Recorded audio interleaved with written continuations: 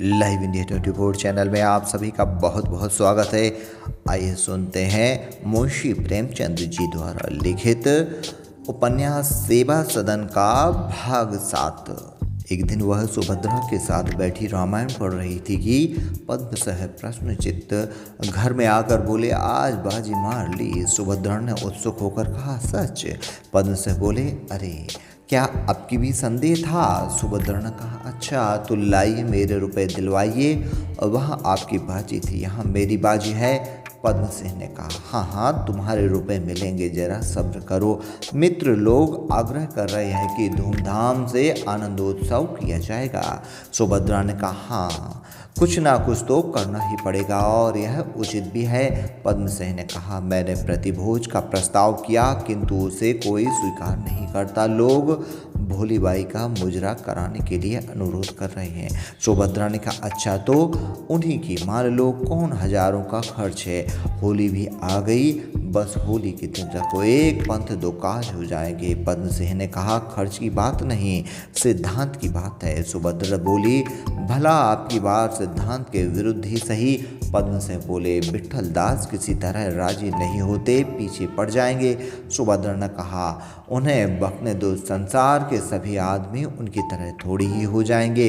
पंडित पद्म सिंह आज कई वर्षों के विफल उद्योग के बाद म्यूनिसिपैलिटी के मेंबर बनने में सफल हुए थे। इसी के आनंदोत्सव की तैयारियां हो रही थीं।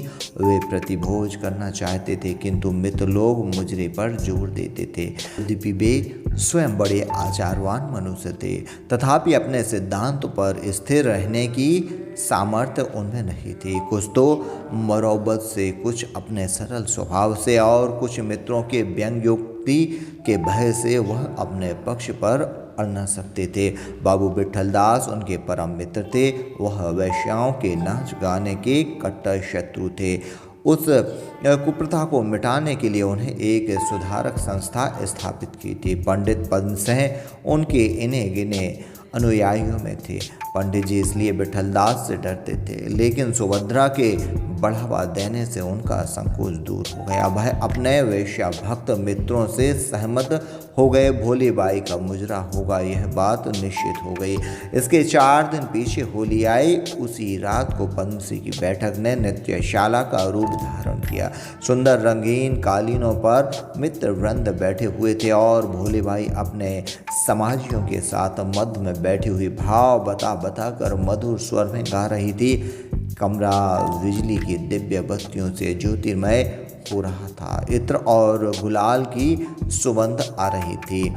हास परिहास आमोद प्रमोद का बाजार गर्म था। सुमन और सुभद्रा दोनों झरोखे से चिक की आड़ से यह जलसा देख रही थी। सुभद्रा को भोली का गाना नीरस फीका मालूम होता था। उसको आश्चर्य मालूम होता था कि लोग इतने एकाग्रचित होकर क्यों सुन रहे हैं। बहुत देर के बाद गीत के शब्द उसकी समझ में आए। शब्द अलंकारों से दब गए थे। सुमन अधिक सरल वह थी। वह गाने को समझती थी और ताल स्वर का ज्ञान रखती थी। गीत कान में आते ही उसके स्मरण पट पर अंकित हो जाते थे। भोलीबाई ने गाया, ऐसी होली में आग लगे, पिया विदेश में द्वारे ठाड़ी, धीरज कैसे रहे, ऐसी होली में आग लगे।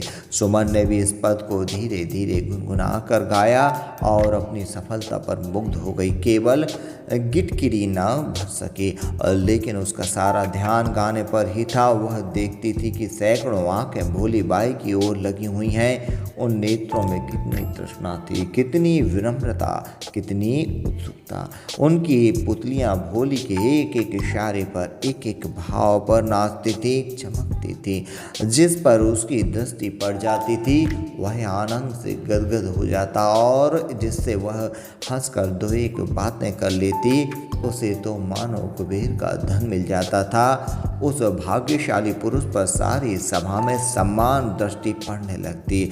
उस सभा में एक से एक धनवान, एक से एक विद्वान, एक से एक रूपवान सज्जन उपस्थित थे, किंतु सब के सब इस वेश्या के हाव भाव पर मिटे जाते थे। प्रत्येक मुख इच्छा और लालसा का चित्र बना हुआ था। सुमन सोचने लगी थी, इस स्त्री में कौन सा जादू है? सौंदर्य, हाँ हाँ वह रूपवती है, उसमें संदेह नहीं, मगर मैं भी तो ऐसी बुरी नहीं हूँ। वह सांवली है, मैं गोरी हूँ, वह मोटी है, मैं दुबली हूँ। पंडित जी कमरे में एक शीशा लगा हुआ था। सुमन शीशे के सामने जाकर खड़ी हो गई और उसमें अपना रूप नक्शे शिक तक देखा।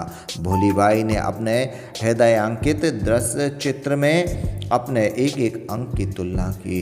तब उसने आकर सुभद्रा से कहा, बहू जी एक बात कहूँ, बुरा ना मानना, यह इंद्र की परी क्या मुझसे बहुत सुंदर है? सुभद्रा ने उसकी ओर कौतूहल से देखा और मुस्कुराकर पूछा, यह क्यों पूछती हो? सुमन ने शर्म से सिर झुकाकर कहा, कुछ नहीं, यूं ही बतलाओ।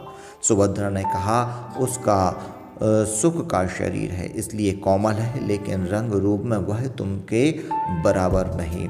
सुमन ने फिर सोचा, तो क्या उसके बनाव श्रृंगार पर, गहने कपड़े पर लोग इतने रीझे हुए हैं?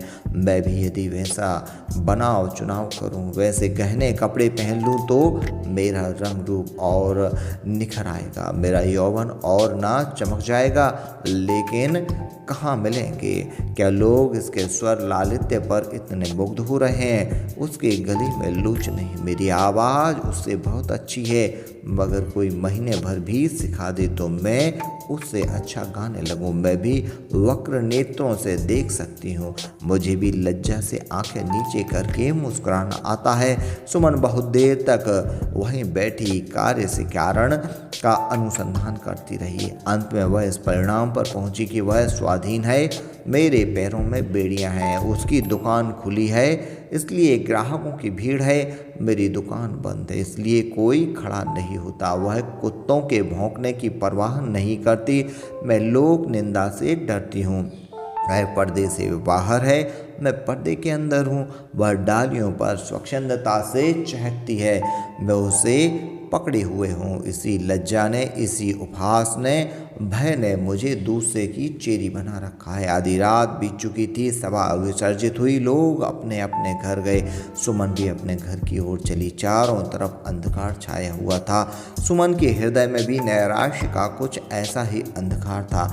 वह घर जाती तो थी, पर धीरे धीरे जैसा घोड़ा वन की तरफ जाता है, अभिमान जिस प्रकार नीचता से दूर भागता है, उसी प्रकार उसका हृदय उस घर से दूर भागता था।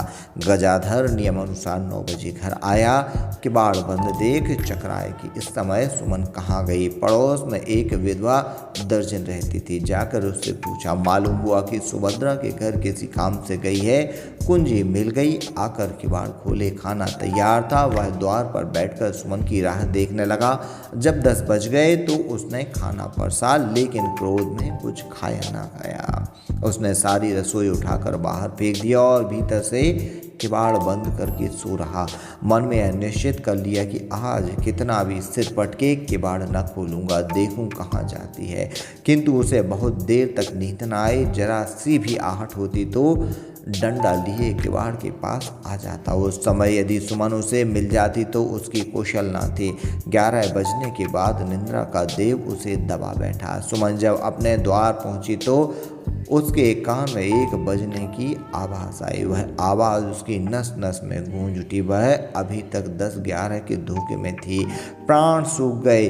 उसने किवाड़ की दरहा से झांका, डिबरी जल रही थी, उसके धुएं की कोठरी भरी हुई थी और गजाधर हाथ में डंडा लिए चित्त पड़ा जोर से खर्राटे ले रहा था। सुमन का हृदय कांप उठा। किवाड़ खटखटाने का साहस न हुआ, पर इस समय जम कहाँ। पद्म सिंह के घर का दरवाजा भी बंद हो गया होगा, कहाँ सो गया होगा। बहुत चीखने चिल्लाने पर किवाड़ तो खुल जाएंगे, लेकिन वकील साहब अपने मन में न जाने क्या समझें। नहीं, वहाँ जाना उचित नहीं, क्यों ना यहीं बैठी रहूं। 1 बज ही गया है, 3-4 घंटे में सवेरा हो जाएगा, यह सोचकर बैठ गई। किंतु यह धड़का लगा हुआ था कि कोई मुझे इस तरह यहाँ बैठा देख ले तो क्या हो, समझेगा कि चोर है, घात में बैठा है। सुमन वास्तव में अपने घर में चोर बनी हुई थी। फागुन में रात को ठंडी हवा चलती। सुमन की देह पर एक फटी हुई रेशमी कुर्ती थी। हवा तीर के समान उसकी हड्डियों में चुभी जाती थी। हाथ पांव अकड़ रहे थे। उस पर नीचे की नाली से ऐसी दुर्गंध पड़ रही थी कि सांस लेना कठिन था। चारों ओर तिमिर मेघ छाया हुआ था। केवल भोली बाई के कोठे में प्रकाश की रेखाएं अंधेरी गली की तरफ दया की स्नेहित दृष्टि से ताक रही थी। सुमन ने सोचा, मैं कितनी हतभाग्नि हो। एक वह स्त्रियां हैं जो आराम से तकिए लगाए सो रही हैं, लौंडियां पैर दबाती हैं। एक मैं हूँ कि यहाँ बैठी हुई अपने नसीब को रो रही हूँ। मैं यह सब दुख क्यों झेलती हूँ। एक झोपड़ी में टूटी खाट पर सोती हूँ, रूखी रोटियाँ खाती हूँ, नित्य घुड़कियाँ सुनती हूँ। क्यों मर्यादा पालन के लिए ही ना। लेकिन संसार मेरे इस मर्यादा पालन को एक क्या समझ सकता है। इसकी दृष्टि में इसका क्या मूल्य है। क्या यह मुझसे छिपा हुआ है। दशहरे के मेले में, मुहर्रम के मेले में, फूलबाग में, मंदिरों में, सभी जगह तो देख रही